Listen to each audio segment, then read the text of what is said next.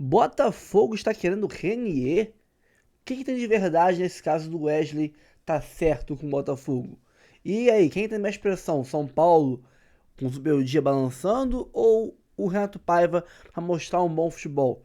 Tudo isso aqui nesse vídeo, nesse react, que tem seleção Sport TV, desculpa, tem Sport TV News, tem um monte de coisa aqui para vocês. Então, antes de começar, curta, comente, compartilhe, se inscreva no canal e ative o sininho para receber avisos de cada conteúdo que pingar aqui no canal. Notícia do Fogão, Live Pix, Pix do canal, aqui embaixo o 2.0, nosso canal reserva aqui de react, mais curtos, né? Caso a gente perca esse canal com strikes, esse será o nosso canal reserva. E 4 planos de membros. Vamos lá, vamos partir pro vídeo, sem mais enrolações, vamos reagir aqui às notícias do Fogão. Estamos de volta com Seleção e o assunto agora é a pressão no Nilton. Vocês acham que é exagerada essa manchete? Pressão no Nilton para os momentos de São Paulo e Botafogo? Para o Botafogo eu acho. Assim, não que a manchete seja exagerada, mas eu acho um exagero que existe uma pressão depois de 5 jogos do treinador. Pois é, gente. Não estou dizendo nem pressão em cima do Renato Paiva. É. Eu acho que é uma expectativa, assim, do Botafogo. O time perdeu do Bragantino sábado. Eu acho que, assim... Jogou mal. Olhando o jogo a jogo do Renato Paiva no Botafogo, na minha opinião, ele melhorou bem o time. Bem o time, rapidamente. O time tem padrão, né? Eu que também que acho. Não tinha. Também acho. Fez um belo jogo contra o Palmeiras em São Paulo. Fez um bom primeiro tempo, perdeu para a Laú na Libertadores. Precisa fazer um negócio chamado gol, porque cria, Perfeito. né? Jogou bem contra o Juventude no sábado à noite. Não fez um bom jogo com o Carabobo. Ganhou, assim, na base da insistência, não jogou bem. E não jogou bem, aliás, jogou muito mal contra o Bragantino. Então ele veio de 2 jogos abaixo, né? Eu acho que a atuação contra o Carabobo, a fragilidade do adversário, que onde era esperado uma goleada. E o Botafogo tem bom retrospecto jogando em Bragança, né? Nos últimos anos teve bons resultados. Um empate e uma vitória no ano passado, o gol do Gregory. A maneira como jogou, acho que isso traz a pressão para o jogo de hoje. Não tendo um bom desempenho hoje novamente, talvez aumente um pouco a pressão sobre o treinador do Botafogo. Mas eu concordo contigo também, melhorou bastante pelo que fez já no começo da temporada. Supercopa, Recopa, como fez no campeonato o Carioca. Eu acho que houve uma melhora. O tempo de trabalho também ajudou, a qualidade do elenco ajuda bastante. Mas os 2 últimos desempenhos aí colocam uma certa pressão. A dificuldade que eu tenho de dizer que ele melhorou o time, que é uma coisa óbvia, é que o que vinha antes dele nem time era assim, né? O Botafogo abriu mão completamente dos 3 primeiros meses. E isso aí não é culpa do Leiria, depois do Caçapa. Foi um projeto de você não existir naquele tempo, sem um treinador, sem os reforços que foram chegando a conta-gotas. Aí a gente vai usar como parâmetro o time do ano passado. O time do ano passado não tem como ser o mesmo porque perdeu os seus dois dos seus principais jogadores, né? Talvez os 2 mais talentosos, enfim. Mas 2 caras que tinham um impacto muito grande, além de outros tantos do elenco. O elenco enfraqueceu, o banco de reservas enfraqueceu e está tentando voltar a ser um time mais coeso. Agora, acho muito cedo também, para tudo, assim, para qualquer constatação. Eu gostei do que o Graf e a Ana disseram, jogos contra o Palmeiras e Juventude segundo tempo. Os outros ainda bastante oscilação. Mas natural, o time está se refazendo também. E faz um tempo que no São Paulo a pauta é sempre assim. E o Zubeldia, hein? Essa semana cai? Sempre assim, né? Faz um tempo que a discussão gira em torno do Zubeldia. Faz. E vamos discutir o Zubeldia, então. Então, cara, o Zubeldia, para mim, ele é um dos elementos, né? Quando você vai analisar o São Paulo, você tem que analisar um clube que está arrebentado financeiramente, a dívida maior de todos os tempos, diz o presidente, com um plano bom para os próximos anos. A gente vai esperar para ver se as coisas vão acontecer nesse sentido de pagamento e de ficar numa situação mais saudável, que você possa montar um elenco maior, com jogadores melhores. Ainda assim, eu acho que o elenco do São Paulo poderia jogar mais. Eu acho que o Zubeldia não conseguiu montar um time que entregasse alguns aspectos que hoje me parecem essenciais no futebol. Continua competitivo, continua sendo um time difícil de ser batido. São Paulo perde poucos jogos, mas acho que ofensivamente produz muito pouco, tem muita dificuldade de sair jogando, de sair de pressão. São elementos que eu acho que um trabalho melhor poderia agregar. Mas está jogando sem os seus principais jogadores, isso tem um peso. Você ter no elenco Oscar, Lucas, Pablo Maia e nenhum deles estar disponível, tem um peso evidente. E o ataque não está jogando nada. Os dois atacantes estão mal. E falar o Calleri já desde o fim do ano passado está muito mal, né, cara? Muito mal, e acho Muito que a mal. posição deveria estar mais aberta do que parece estar.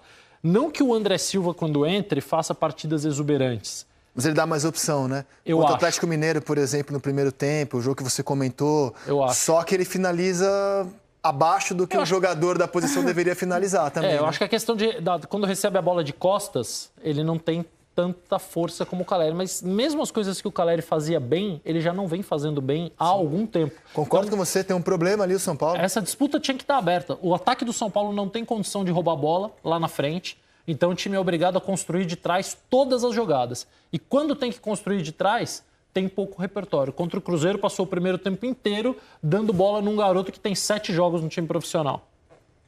E uma diga. Desculpa, Rizek, rapidamente. Quando a gente estava conversando antes de entrar no programa, eu perguntei para o Zé, acho que eu comentei São Paulo e Cruzeiro no domingo. E a minha grande dúvida em relação ao trabalho do Zubeldia, e aí você vai olhar no campo, é completamente diferente, né? Assim, o quanto que a culpa é dele e o quanto é o elenco que é limitado. E aí, conversando com o Ale, a gente chegou numa conclusão e que eu concordo muito, que eu acho que cada um tem um pouco de culpa. O que eu entendi ali, né? Se fala muito sobre o Ferreirinha, porque deposita muito expectativa em cima do Ferreirinha e tal, e quando ele tá bem, o time tá bem, tanto que ele faz mais um gol, né? Inclusive, galera que tá desafiando o Ferreirinha aí, fica atento que ele tá fazendo gol. Ele fez mais um gol, só que o São Paulo ficou um time muito previsível. Eu acho que esse é o grande problema, quando você não pode contar com o Lucas, que é um jogador que faz muita diferença, né? É quando tá jogando. O Luciano também não tá bem. E aí, qual que foi a escolha do Zubeldia? Ele empurrou o Luciano para jogar perto da linha dos atacantes e ele ficou sem meio campo. Ele depende muito da movimentação dos dois volantes para criar por dentro e o São Paulo não criou nada. O que o Cruzeiro fez? Marcou por dentro e colocou o São Paulo para jogar pelos lados. E aí ficou um jogo muito previsível em cima do Lucas Ferreira, que foi muito bem no primeiro tempo, conseguiu levar superioridade na maioria das jogadas, mas aí eu tenho uma outra dúvida, eu gostaria muito de ouvir o Zubeldia sobre isso. Você tem um atacante que é um atacante de lado como é o Lucas, só que ele tem 1,87 m. Então, assim, ele era o jogador que cobrava os escanteios do São Paulo. Ele foi um jogador que ficou muito colado no lado direito. E depois que o lateral do Cruzeiro, que estava amarelado, entendeu a movimentação dele, ele só se antecipava em relação à marcação e o jogador ficou muito isolado no segundo tempo e o Zubeldia não fez nada para ajudá-lo. Né? Não teve nenhuma mudança ali no time para ajudá-lo. Então, acho que tem um pouco das duas culpas. Assim, acho que tem um elenco com algumas limitações. E o treinador, que eu acho que demora para entender quando o time precisa do dedo dele, né, da energia dele para mudar o jogo. O Campeonato Brasileiro é muito pesado, cara. O Botafogo, depois de receber o São Paulo, vai visitar o Galo. E o São Paulo vai receber o Santos. Não tem respiro para ninguém no Campeonato Brasileiro. E uma curiosidade, o Botafogo tem levado... O São Paulo tem sido quase um freguês do Botafogo nos últimos tempos. Nos últimos 9 jogos, são 5 vitórias do Botafogo, 4 empates. Caramba! Incrível, né? A eliminação do Libertadores do ano passado. Incrível. Talvez tenha sido que o São Paulo passou mais perto de vencer. Incrível como o Botafogo tem levado vantagem sobre o São Paulo. Aqui está a lista de 20 para cá. No Brasileirão de 20, 2 vitórias do Botafogo. Aí em 22, Botafogo ganha de novo os 2 jogos de Brasileirão. Em 23, empate no Morumbis. Vitória na primeira rodada, é o jogo que cai o Isso, Rogério. Exatamente. E vitória na primeira rodada, 2-1 do Botafogo. Isso. Aí 24, 2-2 e 0-0. E na Libertadores, 2 empates que levaram o Botafogo à final. E no ano passado, ano passado foi 2-2 e 2-1 Botafogo. O 2-2 foi um grande jogo. Foi. No primeiro turno do Brasileiro. Foi. O 2-1 São Paulo com time reserva. Os jogos da Libertadores foram Libertadores não, 1-0 Botafogo? Não. 2 empates. 2 empates. 2 empates. Por incrível que pareça, o Botafogo não fez gol naquele Newton Santos. O primeiro tempo poderia ter acabado 3-0. O Calleri teve chance também.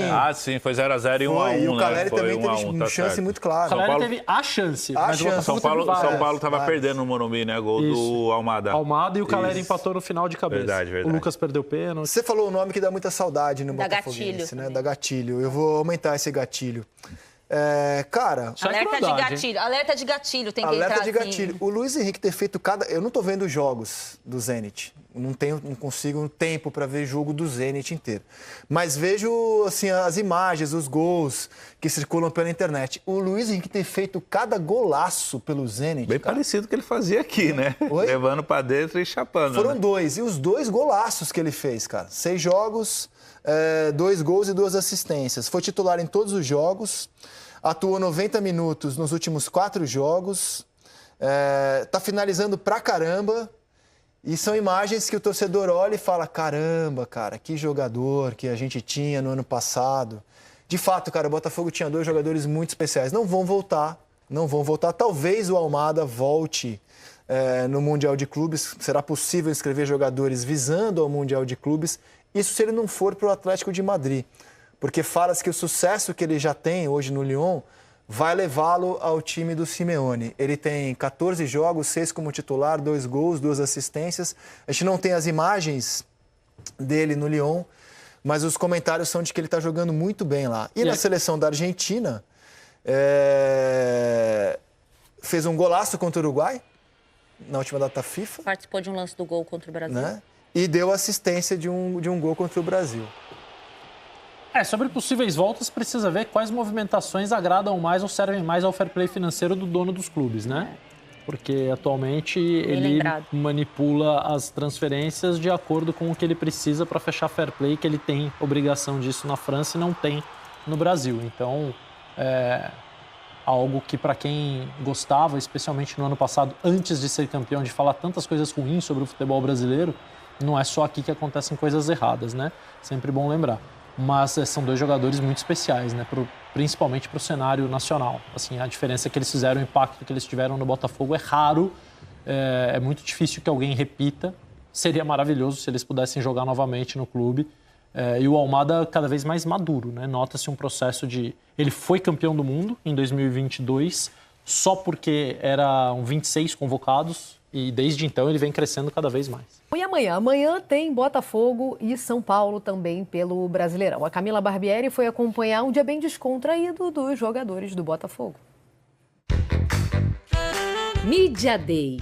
Um dia para gravar conteúdos com os jogadores. Aí a gente coloca eles em algumas situações diferentes. Tem que fazer tudo isso, tá em contrato, cara? Não, no meu contrato não tá não, dançar não. Mas a gente, né, tem que fazer um pouquinho a mais do contrato, né? Nada de futebol por aqui. Quer dizer, só um pouquinho. O que a gente quer saber mesmo é da resenha, das fofocas do elenco. Tem gente que perde dinheiro pra mim no truque. É mesmo? Esse processo aqui todo, dessa gravação, é suave ou preferia estar em campo, é mais tranquilo? Melhor jogar, né? A gente se sente melhor jogando, né? Mas Ranzinza é o Marlon mesmo? É ele e o Alan. Eu falei, ô Gregory, estão falando que o Marlon é o mais Ranzinza, só pra ver se ele comprava a minha. E ele comprou? Não, ele falou? Ele falou. Não, ele não falou. Juro? Falou ou não falou? Não. Depois eu quero ver se eu ele acho falou. Que... Não, ele não vai falar, mano. Tem medo? Ei, irmão, ei. Quem é Ranzinza? Você falou eu, mano? Eu? Eu, mano. O John falou que é o mais cheiroso do elenco. Eu vou chegar perto dele daqui a pouco e vou dizer pra vocês se é verdade ou ele tá, de migué. Já vai ver.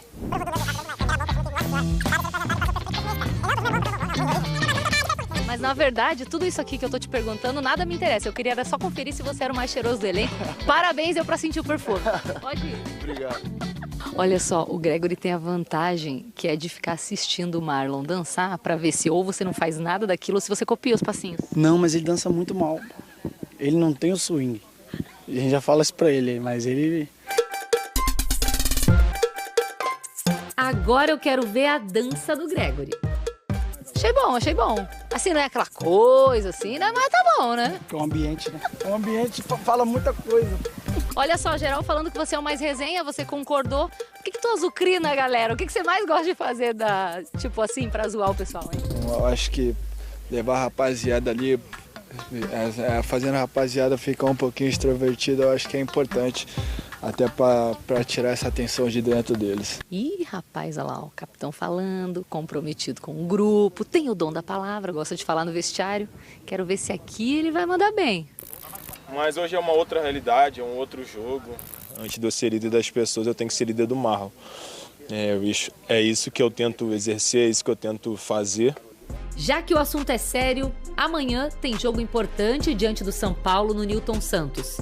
Reencontro com o time que o Botafogo venceu na última rodada do ano passado, na conquista do Brasileirão. O São Paulo tem uma equipe muito qualificada, mas eu tenho certeza, né, jogando em casa, com o apoio do nosso torcedor, né, com a gente tentar buscar a nossa melhor versão e sair com um resultado positivo. Capitão é uma palavra que combina com o Marlon, viu? Dizem por aí que ele é parecido com um certo personagem do cinema. Que isso, hein, Capitão América? Marlon, chega aqui rapidinho. Cara, achei parecido, meu? Capitão América? É difícil achar alguém parecido comigo, mas esse cara aqui parece muito. Parece ou não?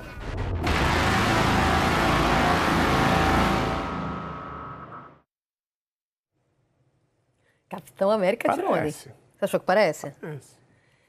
Bom, vamos ao jogo então. Na verdade, eu vou voltar no jogo do Bragantino, porque o Renato Paiva está insistindo em algumas coisas que não vem dando tanto resultado e vem meio que desagradando o torcedor também, né? Por exemplo... Tipo o Savarino fora de posição. Exatamente. Tipo o Patrick de Paula mais adiantado. Exatamente. E foi um jogo ruim, né? Esse que a gente está vendo aí foi um jogo, além de tudo, ruim. Mas eu acho que essa ideia aí não emplacou, não. Aliás, essas ideias Mas ele ainda não tem peças para fazer muito diferente, não. Mas como assim ainda não tem? Não, por exemplo, o Santi, que chegou... Tem. Tem, mas ele não está adaptado, nem rendendo. O jogador chega e tem que conhecer o ambiente, conhecer o campeonato. Eu acho que a gente está usando a régua do ano passado e ela é altíssima. Não, a régua do ano passado não dá para usar. Não é... Tô achando isso aí. Agora, isso aqui, ó, o Savarino, não fora de posição, né? Porque ele no meio apresenta muito mais, né? Foi como jogou no ano passado. Nas pontas, ele acaba não entregando a mesma coisa. Patrick de Paula ali na frente, isso aí... Mais um elemento. Natan Fernandes, nem jogou. Jogou ele tem, é o que eu só quero dizer que ele tem. Não, jogou contra o Novo Horizontino. Não, machucou. Não tá à disposição. Ah, sim, não está à disposição, mas ele tem. Tá se adaptando. Entendi. Outro está machucado. Tá. Dos que foram contratados, não no mesmo nível do que os do ano passado, Claro, porque ia ser muito difícil. Mas os que foram contratados, ele tem 2 jogadores aí que ele poderia utilizar para mudar essa maneira aí de jogar, que um não está disponível e o outro ainda não está adaptado. Talvez até tenha que ter uma insistência para que ele jogue para poder desenvolver.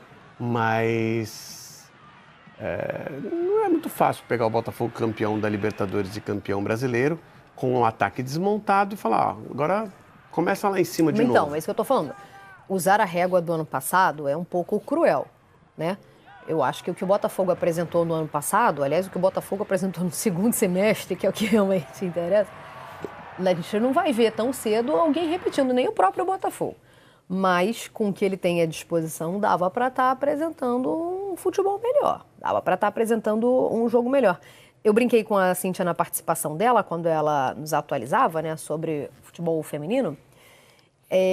A Ludmilla, né, segundo a Cíntia trouxe pra gente, ouvia muitas críticas sobre as finalizações e o desperdício, né, entre aspas, de finalizações. O Botafogo tem um levantamento bastante interessante no GE. O Botafogo precisa chutar mais ou menos 20 vezes, mais ou menos, porque tem uma variação, né? Em média, 20 vezes a gol para fazer 1. Isso é um problema de pontaria. Mas não só o Botafogo. Eu acho que assim, não é só um problema de pontaria. Aí precisa fazer a análise das 20 finalizações para você ver se é um problema de pontaria. Porque às vezes a finalização é feita de uma maneira que não é para... A melhor jogada não é a finalização. De decisão, talvez. Você desperdiça um lance porque opta por uma finalização em que você, no momento que você deveria trabalhar mais a bola. Então, aí a tua chance de acertar no gol realmente é muito menor. É isso mesmo, tá? E, inclusive, mais de 20 vezes. Esse é o pior ataque da Série A, tá? Mais de 20 vezes para achar um gol. Então, terceiro pior índice de finalizações. Então, dá pra gente usar 20, sim. Aí tem que ver de onde que são as finalizações também. Porque quando você finaliza tudo de fora da área, tua chance de aumentar o número de finalizações para quantos gols você vai ter é muito grande, né? Então, se você consegue trabalhar a bola, essas finalizações são... tá desperdiçando várias finalizações, pega todas as finalizações, entrada da área, marca do pênalti, pequena área, aí o negócio tá ruim, na finalização mesmo. Agora você pega essas finalizações, elas são todas de longa distância, todas do lado do campo. Não, na cara do gol, tá lá na reportagem. Tá lá no nosso GE, na inclusive. Cara do gol. O Alvinegro é um dos piores clubes do Brasileirão para definir as jogadas na cara do gol. E precisa chutar mais de 20 vezes. Na cara. Onde é exatamente essa cara? 16 gols marcados em 19 jogos em 2025. Tá? Piores que o Botafogo neste momento, neste quesito, só o Atlético Mineiro. Precisa de 26,6 chutes e São Paulo, 33. Aí, Botafogo e São Paulo. Por isso que eu brinquei com a Cíntia. Eu falei, isso aí tá acontecendo demais. Já usei como justificativa também para os placares magrinhos do Flamengo, Botafogo nas São vitórias, Paulo, inclusive. O técnico resolve, é só ele falar, olha, eu tô sem meus jogadores aqui, então... Então, mas no caso do Botafogo, não. Só se ele falar, tô sem... E a gente vai ficar usando essa bengala até quando também, Tô né? sem os que eu não vou ter Tô mesmo. sem os que eu não vou ter, não adianta. No caso do São Paulo, eu acho que sim. Um pouco. Eu acho que muito, inclusive. Vamos lá no GE, daqui a pouco a gente vai falar sobre o São Paulo com Vini Bueno, inclusive, adversário do Botafogo nessa rodada, mas vamos lá no nosso ge.globo que a gente tem uma atualização do Bastos. E é uma atualização que, a cirurgia nele está descartada e a recuperação vai ser por tratamento conservador, tá? O zagueiro faz fisioterapia para tratar problema no joelho esquerdo, mas ainda não tem data para voltar a jogar. Está lá no ge.globo. Se você ler a reportagem completa, você vai ver que a intenção do Botafogo é contar com ele no Super Mundial, tá? Então, intenção, tá? Então, optando por um tratamento conservador, esse é o prazo. A gente está falando de 2 meses, né? Dá para a gente arredondar. 2 meses, então. É o que o Botafogo quer e espera para ter o Bastos de volta. O ritmo exatamente, do jogo. Exatamente. Não. Mas enfim, eu... é um jogador que faz a diferença. Formou uma dupla de zaga muito boa, né? Com o Alexandre Barbosa no ano passado. Por mais que assim, o Jair tenha sido contratado para se desenvolver aí dentro do Botafogo, a ideia não era tê-lo de titular logo tão rápido. Né? O Botafogo fez um esforço grande pelo Jair, mas é um jogador promissor, é um jogador para desenvolver. E até porque o Botafogo já tinha a zaga. Né? Então, obviamente que é um jogador para você não chega para passar na frente de uma zaga formada. Então, acho que é um impacto. Não causa impacto nessa questão das finalizações de dentro da área e da cara do gol. Mas é um outro problema. O Botafogo espera contar com eu tô com o Bastos. O Botafogo espera contar com Bastos para o Super Mundial já, tá? Mesmo não optando pela cirurgia. Aliás, acho que também opta pelo tratamento conservador, sim, pensando nisso, né? Começar falando sobre 2 possíveis contratações já para a janela do meio do ano, né? Na verdade, 3. Vamos citar aqui 3, né?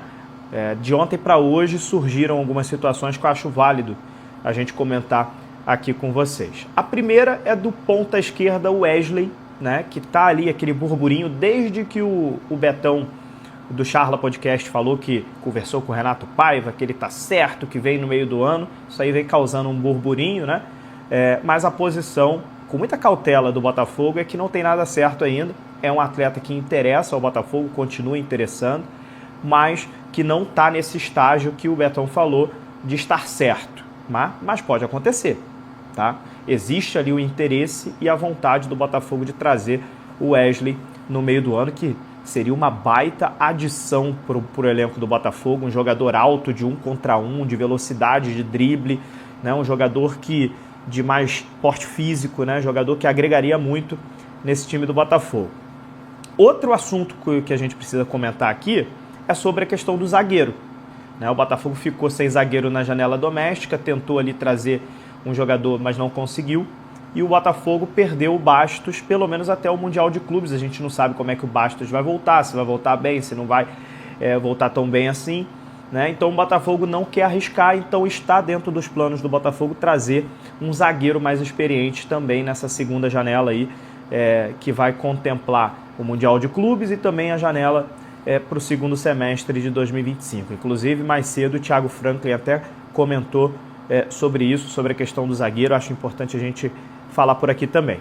E por último, notícia do Bernardo Pinho, jornalista que também cobre o Botafogo, soltou essa lá no Twitter. O Botafogo fez uma sondagem junto com o Flamengo, Corinthians também fez a mesma sondagem. No Reinier, meia ofensiva, atualmente ele está no Granada da Espanha, emprestado pelo Real Madrid. Realmente o Reinier não está se firmando na Europa, isso é um fato, mas para nível Brasil pode agregar. É um jogador bom para nível Brasil, mas que cada vez mais a gente está notando que para nível europeu talvez não funcione. Tem vários exemplos aí de jogadores que a gente já percebeu que na Europa não foi bem, mas no Brasil consegue jogar. E o Reinier vem tendo aí esses problemas, né? Não conseguiu se firmar no Real Madrid, não conseguiu se firmar em outros clubes, está no Granada da Espanha, é um time da segunda divisão espanhola, então assim, acho que até para ele é melhor talvez ele voltar para o Brasil, se destacar, né? Pode ser uma boa vitrine para ele também, né? Então o Botafogo aí estaria no bolo desses clubes, digamos assim, interessados aí em contar com o Reinier, jogador, como eu disse, atualmente jogando no Granada da Espanha, tá? Então, esses são os 3 assuntos, assim, sobre possíveis reforços no meio do ano que a gente queria comentar logo de cara nesse vídeo. O Wesley, acho um ótimo jogador, uma boa adição para esse elenco do Botafogo. Reinier, acho também que é um jogador, apesar da torcida do Botafogo não tá gostando muito, pelo menos os comentários que eu vi do Instagram, os comentários que eu vi do Twitter, a torcida do Botafogo não estava gostando muito do nome. Acho que para elenco é um jogador que pode sim ser uma boa aposta. O problema é que o Botafogo não pode ficar só nas apostas. Se o Botafogo trouxer um jogador mais consolidado e trouxer também o Reinier, acho que a torcida vai entender o movimento. Agora, se o Botafogo trouxer o Reinier, que é uma aposta, um jogador que não está se firmando na Europa, como solução para o meio-campo, aí eu já discordo totalmente do Botafogo. Então, se a gente olhar de formas diferentes, os contextos, a gente consegue analisar de uma forma também mais detalhada, né? E sobre o zagueiro, ainda não tem nome, né? Somente a vontade mesmo do Botafogo de trazer um zagueiro um pouco mais experiente. Vamos aguardar aí até o meio do ano para a gente ver quem o Botafogo vai decidir trazer. Cara, eu acho o Reinier um jogador que, assim como outros que vieram pro Brasil e viraram reis, né? Mas nunca jogaram porcaria nenhuma na Europa. Por exemplo, o Pedro, por exemplo, o Gabigol, por exemplo... a gente pode citar vários aqui, que não jogaram nada na Europa, vieram pro Brasil, viraram reis. O Reinier é um tipo de jogador que eu acho que aqui no Brasil renderia muito sim. Pro nível nacional aqui, que é muito abaixo da Europa, ele tem condições de jogar, de ser útil pelo menos, né? Vale lembrar que vários jogadores que vieram para cá no passado não tinham espaço na Europa, ano retrasado, não tinha espaço na Europa, vieram para cá, foram muito úteis. Então eu acho que vale a pena. É um jogador, uma posição carente nossa, que são as pontas e o meio, a criação do time. Então pode ser uma boa opção para agregar na criação do Botafogo e até melhorar ali a pontaria também do ataque. Pessoal, fico por aqui. Curta, comente, compartilhe, se inscreva no canal, ative o sininho, Live Pix, Pix do canal 2.0, canal reserva aqui do Notícia do Fogão. E vamos pra cima. Amanhã tem Botafogo e São Paulo, no horário ridículo, 6h30 da tarde. Mas fazer o que? É CBF, né? Fico por aqui, um abraço a todos. Até o próximo vídeo. Valeu!